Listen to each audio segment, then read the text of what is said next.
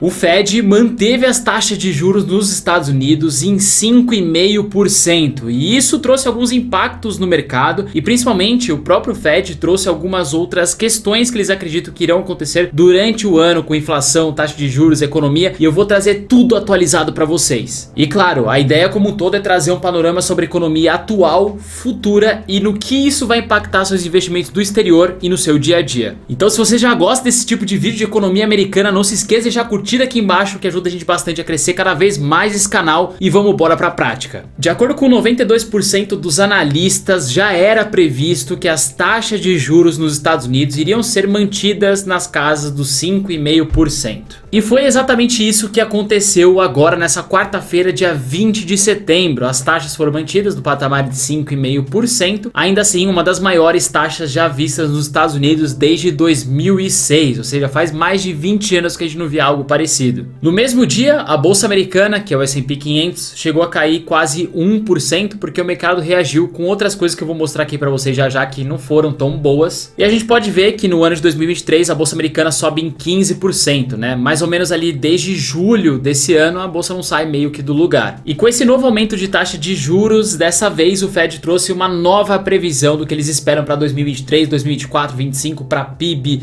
inflação, juros, e eu vou atualizar vocês com o que exatamente o mercado tá vendo agora. O Fed acredita que vai fechar o ano de 2023 com as taxas de juros nos patamares de 5% e 6%. Uma mudança grave que ele fez aqui, que impactou bastante o mercado, é que antes a expectativa para o final de 2024 era a taxa de juros em 4,6%, e eles aumentaram para 5,1%. Além disso, para 2025 eles saíram de 3,4% como expectativa, aumentando para 3,9% a taxa de juros no final de 2025. Isso mostra pra gente, pro mercado, que eles mesmos esperem que a taxa de juros continue nesses patamares mais elevados por um período maior e mais prolongado. O que vai além das expectativas que a gente estava esperando, né? A gente esperava que virasse esse ano já diminuindo a taxa de juros, ou pelo menos no começo do ano de 2024. E não é isso que vai rolar. E exatamente por eles quererem manter essa taxa de juros mais elevada por um período maior, tem justificativa com outros indicadores. Eles mesmos já mudaram a expectativa do crescimento do PIB americano nesse ano, que antes a expectativa era de 1%, e eles aumentaram, mais do que dobraram, para 2,1%, ou seja, a economia americana ainda está forte e a gente não vai ver uma recessão provavelmente agora em 2023. Além disso, eles estão colocando uma expectativa de uma taxa de desemprego menor do que eles estavam prevendo. Lembrando que se uma taxa de desemprego tiver maior agora na economia, seria excelente, porque teria menos gente empregada, menos gente gastando e a inflação diminuiria. Então, com uma taxa de desemprego menor, que é a expectativa que eles estão prevendo agora, isso pode ser com que a economia mostre um pouco mais forte e deixe a inflação nos patamares mais elevados, que nem a gente está vendo por agora. Então, a grande justificativa do Fed para manter essas taxas de juros é que eles estão vendo que a economia está bastante forte, que o PIB vai ser bem maior do que estava sendo esperado e a taxa de desemprego ainda assim continuará baixa. O próprio Fed sinalizou na reunião que eles fizeram nessa quarta-feira que provavelmente eles poderiam aumentar mais uma vez a taxa de juros ainda esse ano, antes de eventualmente começar a cortar. Isso não é certo ainda dado por eles, é realmente uma expectativa que eles jogam no mercado, mas vamos ver como os analistas na média estão olhando agora as expectativas de juros para os próximos meses e pelas próximas reuniões. A próxima reunião do Fed vai acontecer no dia 1º de novembro de 2023 e a expectativa é que 71% do mercado acredita que eles vão manter ainda em 5,5%. Se a gente pegar a última reunião do Fed no ano de 2023, que vai ser no dia 13 de dezembro, metade, 53%, acredita que vai se manter em 5,5% e 40% acredita que eles podem aumentar ali em dezembro a taxa de juros para 5,75%, aumentando mais 0,25%. E se a gente for andando aqui os dados das próximas reuniões do Fed, o único mês aqui que eu achei foi 31 de julho de 2024, em que a expectativa dos analistas está na queda da taxa de juros para 5 a 5,25, né? Ou seja, está em 5,5%, cairia 0,25%, pelo menos 33% dos analistas acreditam que isso aconteceria. Só que só em julho de 2024, então até metade do ano que vem, não há expectativas pelo menos de uma diminuição da taxa de juros americana. Já em relação à inflação americana, que é um ponto muito importante, tem total relação com a taxa de juros por lá, a gente pode observar que em julho e agosto bateu seu topo ali de 9%, caiu bastante, bateu seus 3% nos últimos 12 meses ali em junho, e agora em agosto a gente viu uma taxa de inflação um pouquinho maior, né, do que o esperado,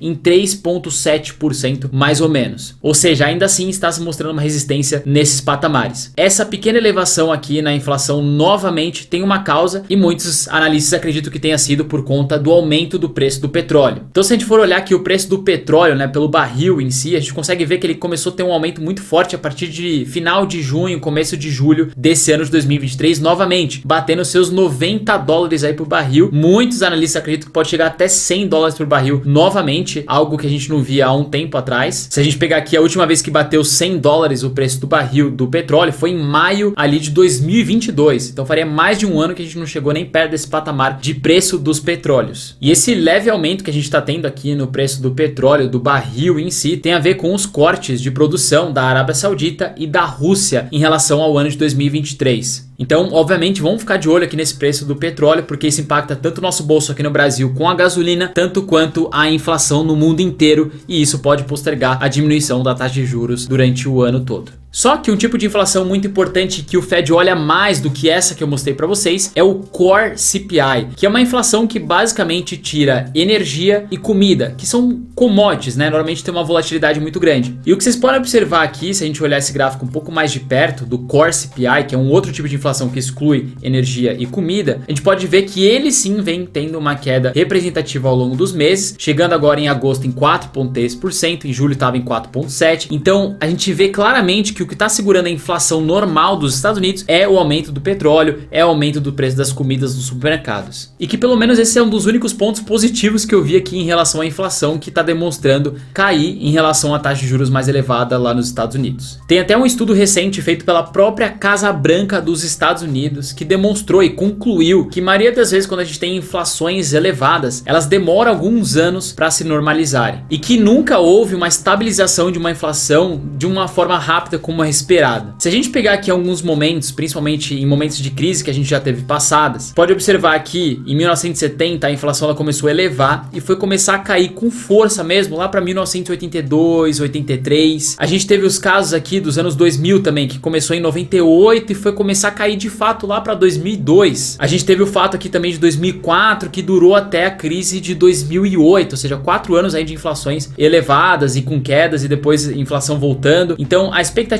é que a inflação ela demore realmente um pouco para se demonstrar com uma fraqueza um pouco maior, algum tempo maior do que a gente espera pelo menos. Agora uma pergunta que muitos de vocês devem estar se fazendo: Léo, vai vir uma recessão então? O que agora o mercado está prevendo? Eu quero começar com uma imagem aqui que é do próprio Fed, que eles divulgaram, é bem parecido com esse que eu mostrei no início do vídeo, né, com as expectativas que eles têm com relação a juros, PIB, só que em relação a uma expectativa que eles fizeram em setembro de 2021, quando a gente estava começando a ver a inflação começar a pegar força, subir, e que o Fed tinha que tomar alguma tomada de decisão. E até então a expectativa deles é que em 2023 eles fechassem o ano com a taxa de juros em 1%, e a gente está em 5,5%. A expectativa para 2024 era 1,8% de taxa de juros, isso lá em setembro de 2021. Agora a gente está com uma expectativa de ainda se manter perto dos 5% em 2024. Então isso mostra que o Fed ele tem perdido um pouco esse feeling de as pessoas acreditarem nas projeções deles, e que de fato você não deve dar tanta importância para essas previsões que eles passam pra gente, porque nem sempre acontece exatamente como eles estão falando. Na verdade, na maioria das vezes é bem difícil que aconteça exatamente o que eles estão dizendo. Tem um post no Twitter que eu vi que é bem interessante, mostra a realidade atual, que ele fala o seguinte, né? O Fed desde 2020, então em março de 2020 ele falava que a inflação não seria um problema. Em janeiro de 2021 ele falou que a inflação seria transitória. Em setembro ele falou que as taxas de juros não aumentariam pelo menos até 2024. E em janeiro de 2022 eles começaram a falar que uma recessão seria necessária para diminuir a inflação. Depois em dezembro de 2022 eles falaram que uma deflação iria começar. Depois em fevereiro de 2023 que um soft landing, né, que é o pouso leve da economia, estava sendo bem possível acontecer. Em março de 2023 eles falaram que o sistema bancário estava estável. Em setembro de 2023 eles chegaram a falar que a inflação não vai chegar a 2% pelo menos até 2025. Isso mostra que muitos investidores estão duvidando da credibilidade do Fed ao longo do tempo e dos períodos que eles vêm trazendo algumas informações, porque muitas delas foram totalmente o contrário do que eles estavam dizendo. Tem um post muito legal no Twitter que eu vi do Robin Brooks, e eu vou traduzir basicamente o que ele disse aqui, porque ele falou em inglês, então a tradução não tá muito boa. Mas ele disse que o Fed ele tá jogando na defesa, ou seja, ele não vai falar em nenhum momento pra gente na economia que a taxa de juros já se estabilizou e já chegou no seu topo, porque o mercado ele tende a se antecipar, e o mercado antecipando ele poderia fazer um movimento totalmente contrário do que eles estavam esperando, já que a economia provavelmente começaria a voltar com pouco mais de força e fazer a inflação subir, e aí eles teriam que aumentar de novo a taxa de juros. Então eles não podem jogar pra gente que eles querem parar de aumentar a taxa de juros ou que a taxa de juros já chegou no seu topo, porque isso já cria uma expectativa totalmente contrária ao que eles querem. Então eles estão sempre tentando atrelar um pouco a expectativa sem ser com a realidade, né, para trazer um ar ali de que eles vão manter a taxa de juros mais por patamares mais elevados. Pode ser que venha novos aumentos, para ninguém sair correndo e comprar as ações na bolsa americana como um todo e virar tudo o contrário. E aí esse Twitter também que eu vi faz muito sentido com o momento atual. Historicamente, a grande parte da política do Fed funciona simplesmente através do que o Fed diz. O que isso significa? Se o Fed disser que irá aumentar as taxas, os mercados ajustam-se para refletir as taxas mais elevadas antes de realmente aumentarem. Contudo, nos últimos 2 anos, os números de participantes no mercado que duvidam do Fed disparou. O Fed está fazendo o que disse que faria há alguns meses, mas ninguém acreditou neles. Se o Fed quiser que a inflação volte a ficar abaixo dos 2%, terá de recuperar a confiança dos mercados. Então o que eu tô vendo muita gente postar, principalmente youtubers, economistas lá fora, é que, cara, existe sim uma dificuldade de acreditar no que eles estão falando atualmente. E por isso até que tá tendo uma dificuldade no mercado como um todo de diminuir essa inflação. Exatamente por essa expectativa contrária criada ao Fed atualmente. E isso acaba gerando um pouco de preocupação tanto em mim quanto em outros economistas, porque você perder a confiança no Banco Central que dita exatamente o que vai acontecer com a economia é a mesma coisa que você perder a direção de um carro. E o Fed precisa urgentemente reconstruir a confiança dele, senão esse negócio aqui pode virar uma recessão braba ou alguma coisa muito pior do que a gente espera. E mesmo que a gente esteja vendo uma melhora na inflação na parte do Core CPI, principalmente, né, que é aquele que tira commodities e comida, a gente não pode tirar de cena que pode haver sim uma recessão, principalmente ali a partir de 2024. Esse é um gráfico bem interessante que está rodando o mundo afora já faz um tempo, até por sinal, que ele vai pegar simplesmente o Tesouro Americano de 10 anos e subtrair o Tesouro Americano de 2 anos, ou seja, um menos o outro. E o que isso quer dizer? Normalmente quando a taxa, né, do Tesouro Americano de 10 anos está menor do que a taxa de juros de 2 anos, isso é um problema e normalmente antecipa uma recessão. Então a gente vê o Tesouro Americano de 10 anos pagando 4,43 e o Tesouro Americano de 2 anos pagando 5,18, isso faz com que o gráfico fique negativo, né? Ou seja, você tem uma diferença maior para a taxa de juros de 2 anos. E normalmente quando você tem essa inversão da taxa de juros que a gente fala, antecipa uma recessão. Pode ver aqui nos anos de 2006, né, em que essa taxa de juros teve uma inversão, mais ou menos alguns meses depois a gente teve a grande crise ali de 2008, o crash